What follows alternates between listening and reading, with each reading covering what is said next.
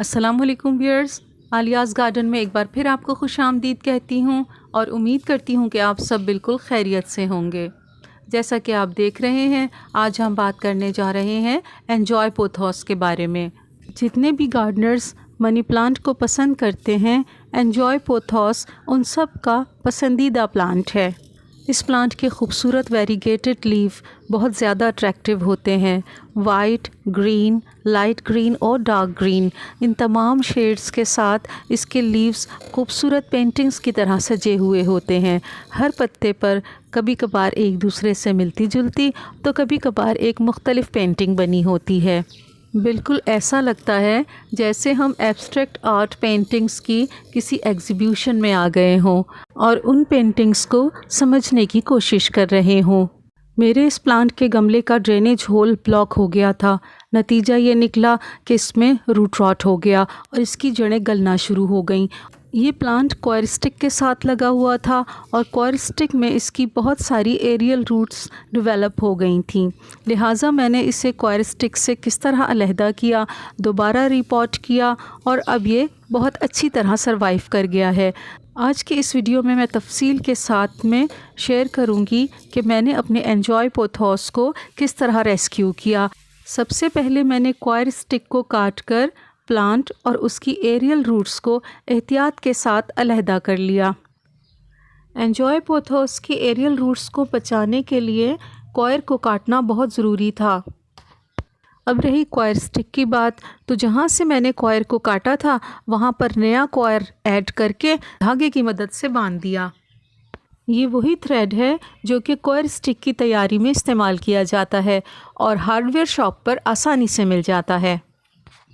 Repotting के लिए मैंने ये टेराकोटा पॉट सेलेक्ट किया है जिसमें कि बहुत अच्छा सा ड्रेनेज होल मौजूद है। ड्रेनेज होल को कवर करने के लिए मैं टूटे हुए गमले की ये ठीकरी इस्तेमाल कर रही हूँ। एक बार फिर बता दूँ कि ठीकरी का कॉनकेव हिस्सा ड्रेनेज होल की जानिब रहना चाहिए जबकि कॉन्वेक्स हिस्सा ऊपर की जानिब रहना चाहिए। इस तरह गमले की सॉइल में इजाफी पानी इकट्ठा नहीं होता बल्कि बआसानी ड्रेनेज होल से बाहर चला जाता है और ठीकरी के बायस सॉइल गमले में ही रहती है। इस सॉइल मिक्स में कोकोपीट, कंपोस्ट और सैंड तीनों बराबर मकदार में लिए हैं। ये वही कॉयर स्टिक है जिसके साथ पहले भी ये प्लांट लगा हुआ था। जहाँ से मैंने कॉयर को कट किया था वहाँ पर नया कॉयर लगाकर थ्रेड के साथ टाइट कर दिया है। इसको रिपेयर करना बहुत ही आसान होता है। इसे कंटेनर के सेंटर में प्लेस कर देते हैं और प्लांट को इसके साथ लगाकर किसी डोरी की मदद से इसे अच्छी तरह बांध देते हैं। इस वक्त तो मैं वही डोरी इस्तेमाल कर रही हूँ जिससे कॉयर स्टिक को रिपेयर किया था, लेकिन बेहतर ये होगा कि आप जूट की बनी हुई डोरी इस्तेमाल करें जिसे सुतली भी कहते हैं। प्लांट की टहनियों को कॉयर स्टिक के साथ अच्छी तरह बांध लेने से ये आसानी होगी कि हम बग़ैर किसी दिक्कत के सॉइल ऐड कर सकेंगे। इस प्लांट की स्टेम्स को थोड़ा ज़्यादा सा सॉइल में दबाऊंगी क्योंकि इसकी बेशतर रूट्स गल चुकी हैं, सिर्फ थोड़ी सी रूट्स बाकी हैं। स्टेम्स को गहराई में दबाने से ये फ़ायदा होगा कि नई रूट्स निकल आएंगी। अब थोड़ी सी मज़ीद सॉइल शामिल करूँगी और उसके बाद कॉयर स्टिक को किसी सपोर्ट के साथ टिका दूँगी ताकि आसानी के साथ सॉइल शामिल कर सकूँ और कॉयर स्टिक अपनी जगह पर मौजूद रहे। मेरे हाथ में ये नीम केक के कुछ टुकड़े हैं, इनमें से छोटे छोटे टुकड़े निकालकर मैं सॉइल में शामिल करूँगी। हम जानते हैं कि नीम केक एक बहुत अच्छा फंजीसाइड, पेस्टिसाइड और फर्टिलाइज़र है। बहुत ज़्यादा नहीं, बस थोड़ा सा ही शामिल करूँगी और ये काफ़ी है। कंटेनर में भी काफ़ी जगह है, थोड़ी मज़ीद सॉइल शामिल करते हैं। आप देख सकते हैं ये सॉइल कितनी सॉफ्ट है। आम मनी प्लांट की बनिस्बत एन्जॉय पोथोस को थोड़ा सा मॉइस्चर ज़्यादा पसंद है और कोकोपीट उसके लिए बेहतरीन है, लेकिन पानी हमेशा उसी वक्त डालें जब ये सॉइल खुश्क होने लगे। ये एन्जॉय पोथोस का एक दूसरा प्लांट है। इसकी भी रूट्स रॉट हो गई थी जबकि इसमें बहुत सारी एरियल रूट्स मौजूद हैं जिन्हें कि मैं सॉइल में लगा दूँगी। ये एरियल रूट्स कुछ ही अरसे बाद सॉइल में अपनी ब्रांचेस बना लेंगी और प्लांट को मॉइस्चर और फूड प्रोवाइड करने लगेंगी और इस प्लांट की ग्रोथ दोबारा शुरू हो जाएगी। इस प्लांट को भी मैं पहले क्वायर स्टिक के साथ टाई करूँगी और उसके बाद सॉइल ऐड करूँगी। ये डोरी बहुत बारीक है, इसलिए बहुत एहतियात के साथ बांधना होगा, कहीं प्लांट की स्टेम ना कट जाए। इसकी ब्रांचेस ज़रा टॉल हैं, तो इन्हें ऊपर की तरफ भी क्वायर स्टिक के साथ अच्छी तरह से टाई कर देती हूँ।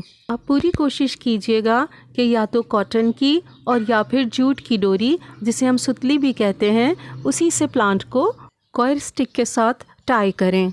मेरे पास भी जैसे ही सुतली अवेलेबल होगी तो मैं इस डोरी की जगह सुतली से ही इस प्लांट को क्वायर स्टिक के साथ बांध दूंगी। देखिए, हमने क्वायर के साथ ही इस प्लांट को रिपॉट कर दिया है और क्वायर स्टिक के साथ भी अटैच कर दिया है। अब मैं तमाम रूट्स को सॉइल से अच्छी तरह ढांप दूंगी। इस प्लांट को ग्रो करते वक्त एक बात का ख़ास ख्याल रखना होगा कि इसे मुकम्मल तौर पर इंडोर ना ही रखा जाए। जैसा कि मैं कहती हूँ कि इंडोर प्लांट सरवाइव तो कर लेते हैं, लेकिन बहुत ज़्यादा ग्रोथ नहीं कर पाते। जहाँ तक एंजॉय पोथोस का ताल्लुक़ है, इसकी पत्तियों का ये खूबसूरत वेरिगेशन सनलाइट के बग़ैर मध्यम हो जाता है, लिहाजा सुबह के वक्त 1 से 2 घंटे की धूप इसके लिए बहुत ज़रूरी है। इसकी नई नई कोपलों पर जब सूरज की किरणें बराह रास्त पड़ती हैं तो बहुत खूबसूरत वेरिगेशन पैदा होता है। इस खूबसूरती की वजह ही से हम इसे लगाते हैं और इसका ख्याल रखना भी हमारे लिए बहुत ज़रूरी है। इस प्लांट को बहुत ज़्यादा फर्टिलाइज़र की ज़रूरत नहीं होती।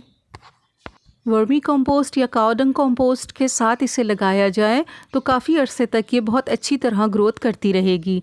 लेकिन अगर कभी आपको महसूस हो कि आपके प्लांट को फर्टिलाइज़र की ज़रूरत है तो 4-5 दाने DAP के इसकी सॉइल में शामिल कर दीजिए। जहाँ तक फोलियर स्प्रे का ताल्लुक़ है तो 1 लीटर पानी में चंद कतरे सीवीड एक्सट्रैक्ट शामिल करके इसकी पत्तियों पर स्प्रे कर दें।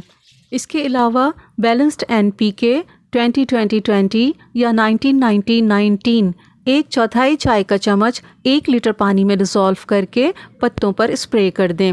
और याद रहे, दोनों स्प्रे में से जो भी स्प्रे आप अपने प्लांट पे करें, साथ ही क्वायर स्टिक पर और एरियल रूट्स पर ज़रूर कीजिए। फर्टिलाइज़र को डाइल्यूट ही रखिए, वरना आपके प्लांट की पत्तियां जलकर ख़राब हो सकती हैं और या फिर आपका प्लांट मर भी सकता है।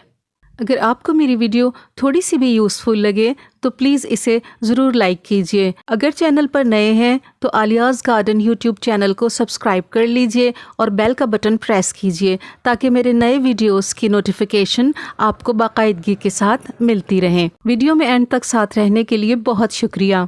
अपना और अपनों का हमेशा ख्याल रखिए। अल्लाह हाफिज़।